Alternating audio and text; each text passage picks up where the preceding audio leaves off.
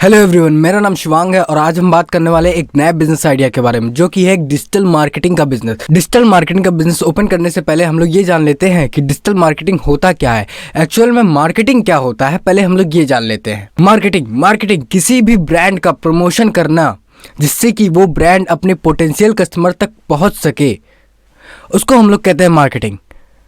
और जब यही काम इंटरनेट के द्वारा मतलब ऑनलाइन किया जाता है तो उसको कहते हैं डिजिटल मार्केटिंग। मतलब कि इंटरनेट की मदद से जब कोई ब्रांड अपने कस्टमर तक, अपने पोटेंशियल कस्टमर तक पहुंचता है तो उसको हम लोग कहते हैं डिजिटल मार्केटिंग।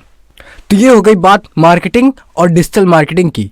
तो अब हम बात करते हैं डिजिटल मार्केटिंग का इंडिया में स्कोप क्या है।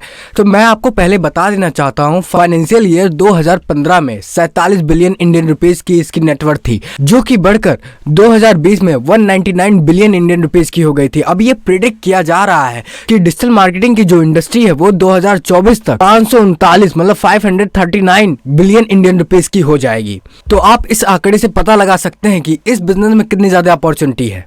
तो ये बात हो गई अपॉर्चुनिटी के बारे में, कितना स्कोप है इस बिजनेस में। तो अब हम बात करते हैं बेनिफिट्स ऑफ डिजिटल मार्केटिंग। एक स्मॉल बिजनेस के लिए डिजिटल मार्केटिंग का क्या रोल होता है जिससे कि उसको बहुत सारे फायदे हो जाते हैं। पहली नंबर बात, ज़्यादा से ज़्यादा टारगेट ऑडियंस तक पहुंचा जा सकता है। डिजिटल मार्केटिंग के थ्रू कन्वर्जन रेट हाई हो जाता है, रिटर्न ऑन इन्वेस्टमेंट ज़्यादा रहता है। मतलब कि अगर आप 100 रुपये की आप ऐड चलाते हो, अगर उसमें से कोई एक भी बंदा आपका सामान ले लेता है तो आपने जितना इन्वेस्ट किया था 100 रुपये, अगर आप 500 रुपये का सामान बेच देते हो तो आप सोच लो कितना ज़्यादा रुपये रिटर्न में पा रहे हो। मतलब कि यही हुआ कि रिटर्न ऑन इन्वेस्टमेंट हमेशा ज़्यादा रहता है। और इसकी मदद से आप अपने घर पर मतलब अपने लोकल एरिया में रहकर आप पूरे ग्लोबल में भी अपना सर्विस प्रोवाइड कर सकते हो। जिस भी रीजन में चाहो उस रीजन में आप अपनी सर्विसेज को प्रोवाइड कर सकते हो। जितना ज़्यादा आप रेंज में अपनी सर्विसेज को प्रोवाइड करोगे उतना ज़्यादा आपका रेवेन्यू बढ़ता है, जिससे कि लोगों तक आपका ब्रांड अवेयरनेस हो जाता है। मतलब कि आपके ब्रांड के बारे में लोग जानने लग जाते हैं। और सबसे बड़ी बात, ये फालतू के खर्चे नहीं करता और ये बहुत ज़्यादा पैसे बचा देता है आपके मार्केटिंग करने के लिए। और आपके पास ऐसे कंज्यूमर आते हैं जो कि आपसे डायरेक्ट कम्युनिकेट कर सकते हैं मोबाइल के थ्रू। मतलब अगर आपने कोई ऐड रन किया है तो वहाँ पे कॉल नाउ का ऑप्शन आता है, अगर आप उस पर क्लिक कर देते हो तो वो बंदा आपका नंबर उसके पास चला जाता है जिसकी मदद से वो आपको कॉल करता है। मतलब कि डायरेक्ट आपके साथ कम्युनिकेट कर रहा है। ये सबसे बड़े बेनिफिट्स है डिजिटल मार्केटिंग के। तो ये हो गई बात बेनिफिट्स ऑफ डिजिटल मार्केटिंग के बारे में। अब हम बात करते हैं टाइप्स ऑफ डिजिटल मार्केटिंग के बारे में। देखो, डिजिटल मार्केटिंग के मेनली 8 टाइप होते हैं, जैसे कि SEO मतलब सर्च इंजन ऑप्टिमाइजेशन, पे पर click, content marketing, search engine marketing, social media marketing, influencer marketing, email marketing, mobile marketing. तो ये बेसिकली 8 टाइप है डिजिटल मार्केटिंग की। तो ये हो गई बात डिजिटल मार्केटिंग के बारे में। अब हम बात करते हैं कि आप एक डिजिटल मार्केटिंग का बिजनेस कैसे ओपन करोगे। हम मूव करते हैं हमारे स्टेप नंबर 1 पे। हमारा स्टेप नंबर 1 है एजुकेट योरसेल्फ। खुद को सिखाओ या फिर खुद सीखो डिजिटल मार्केटिंग होता क्या है। कहाँ से सीखोगे? एक बेहतरीन इंस्टीट्यूट से, और वहाँ से आप सर्टिफिकेशन लो। फिर आप अपनी निश को चूज करो। निश का मतलब जैसे कि आप सोशल मीडिया मार्केटिंग के स्पेशलिस्ट होना चाहते हैं, या फिर कंटेंट मार्केटिंग के, या फिर ईमेल मार्केटिंग के, या फिर सर्च इंजन ऑप्टिमाइजेशन के, या फिर सर्च इंजन मार्केटिंग के। इन सभी में से किसमें आप अपने आप को स्पेशलिस्ट मानना चाहते हो, ये पहले डिसाइड कर लो। उसके बाद आप सर्टिफिकेट लो जिससे कि लोग आप पर ट्रस्ट कर सके। एजुकेशन के बाद हम मूव करते हैं हमारे नेक्स्ट स्टेप पर। हमारा नेक्स्ट स्टेप है बिजनेस मॉडल। आप इस बिजनेस को कौन से लेवल पे स्टार्ट करना चाहते हो, एक स्मॉल लेवल, मीडियम लेवल या फिर बड़े लेवल पे, ये आपका डिसीजन होना चाहिए। और आप इस बिजनेस को स्टार्ट करने के लिए पैसे कहाँ से अरेंज करोगे, मतलब कैपिटल कहाँ से आना चाहिए, इसका भी डिसीजन आपको लेना होगा। और आप इस बिजनेस को अकेले रन करने वाले हो या फिर किसी के साथ मिलकर रन करने वाले हो, ये 3 चीज आपको इस बिजनेस के मॉडल में डिसाइड करना होगा। बिजनेस मॉडल डिसाइड करने के बाद अब हम मूव करते हैं हमारे नेक्स्ट स्टेप। हमारा नेक्स्ट स्टेप है मार्केट रिसर्च। आपको रिसर्च करना होगा कि आपके टारगेट ऑडियंस कौन से है। जैसे कि मैंने आपको बताया, आपको स्मॉल बिजनेस को टारगेट करना है जिससे कि आप अपने सर्विसेज को इजीली प्रोवाइड कर सको। और साथ ही साथ आप अपने मार्केट में कंपटीटर को एनालाइज करो, क्या आपके मार्केट में कितने कंपटीटर हैं और वो अपनी सर्विसेज को प्रोवाइड करने में कितने चार्जेस लेते हैं। इसका डिसीजन लेने के बाद आपको ये पता लग जाएगा कि आपको भी अपने सर्विसेज की कौन सी चार्ज, मतलब कितना चार्ज रखना है। तो ये हो गई बात हमारे स्टेप नंबर 3 की। अब हम मूव करते हैं हमारे नेक्स्ट स्टेप पर। हमारा नेक्स्ट स्टेप है raise money to start this business.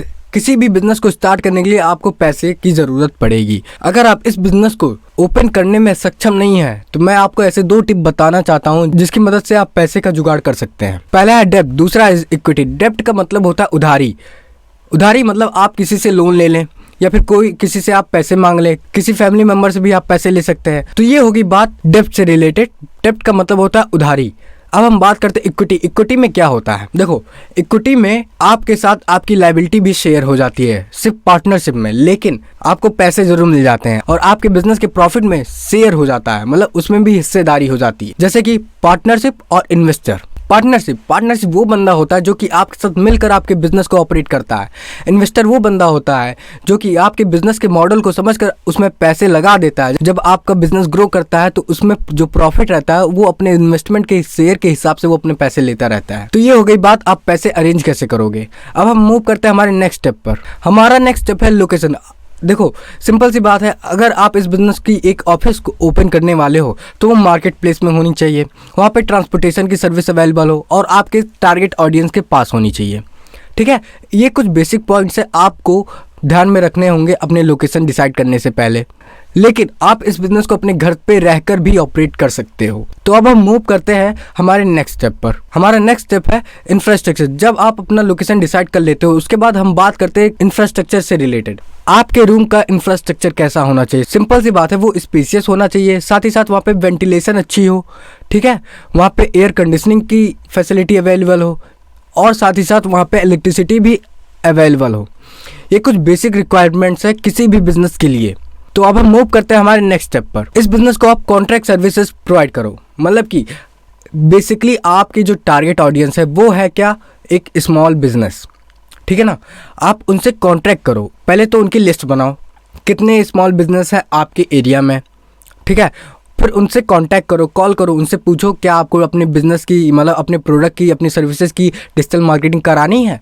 अगर वो कहते हैं हाँ, तो उनसे कॉन्ट्रैक्ट साइन कराओ, उसके बाद अपने सर्विसेज को प्रोवाइड करना शुरू कर दो। तो ये होगी बात कॉन्ट्रैक्ट सर्विस से रिलेटेड। अब हम मूव करते हैं हमारे नेक्स्ट स्टेप पर। हमारा नेक्स्ट स्टेप है रिक्रूटिंग स्टाफ मेंबर। आपको इस बिजनेस को ऑपरेट करने के लिए, एक बड़े लेवल पे ऑपरेट करने के लिए स्टाफ मेंबर की ज़रूरत होगी। आपको 2 वर्कर की ज़रूरत होगी जो कि स्किल्ड हो, मतलब कि उनको डिजिटल मार्केटिंग की ट्रेनिंग पहले से ली होनी चाहिए। ठीक है, उनके साथ साथ उनका बिहेवियर अच्छा हो, साथ ही साथ उनका गुड मैनर्स हो, जिससे कि वो अपने कस्टमर के साथ ट्रीट अच्छा कर सके, जिससे कि आपकी कस्टमर सर्विस और भी ज़्यादा इंप्रूव हो। तो ये होगी बात रिक्रूटिंग से रिलेटेड। अब हम मूव करते हैं हमारे नेक्स्ट स्टेप। हमारा नेक्स्ट स्टेप है रजिस्ट्रेशन एंड लाइसेंसेस। देखो, इस बिजनेस की ओनरशिप डिसाइड करने के बाद आपको अपने बिजनेस को आरओसी के साथ रजिस्टर कराना होगा। कहाँ पे? मिनिस्ट्री ऑफ कॉर्पोरेट अफेयर में। आप अपने फर्म को सोल प्रोप्राइटरशिप पार्टनरशिप फर्म में, या फिर 1% कंपनी में, या फिर प्राइवेट लिमिटेड कंपनी में, या फिर लिमिटेड लायबिलिटी पार्टनरशिप में, इन 5 में से किसी एक में भी आप अपने बिजनेस को रजिस्टर करा सकते हो। अगर आपके बिजनेस का टर्नओवर 12 लाख से ऊपर हो जाता है तो आपको जीएसटी कंपलसरी हो जाता है।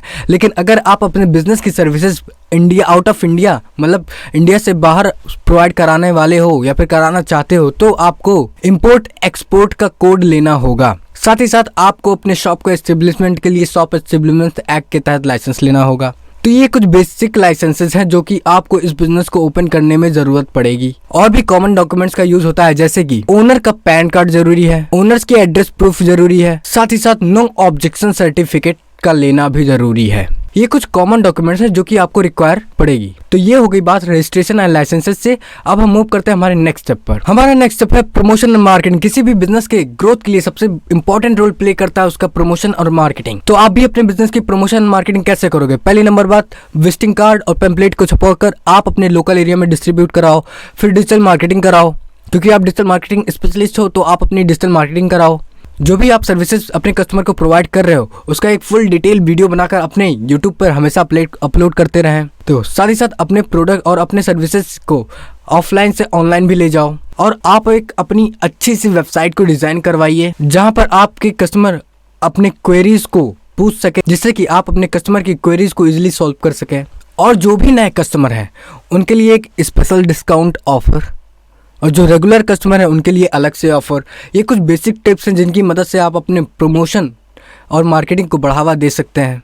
तो ये हो गई बात प्रमोशन एंड मार्केटिंग से रिलेटेड। अब हम मूव करते हैं हमारे नेक्स्ट स्टेप पर। हमारा नेक्स्ट स्टेप है प्रॉफिट इन अ मंथ। देखो, सिंपल सी बात है, इस बिजनेस में आपके जितने ज़्यादा कस्टमर होंगे उतना ज़्यादा प्रॉफिट होगी। ठीक है, क्योंकि जितना ज़्यादा कस्टमर उतना ज़्यादा कॉन्ट्रैक्ट। अगर आप एक बिजनेस को मंथली सर्विस प्रोवाइड करने में 10,000 रुपये चार्ज करते हो और अगर आपके मात्र 10 बिजनेस कॉन्ट्रैक्ट हो गए हैं तो इस हिसाब से आपका एक महीने का जो रेवेन्यू हुआ वो लगभग हुआ 1,00,000 रुपए। 1,00,000 रुपए आप एक महीने में रेवेन्यू जनरेट कर रहे हो।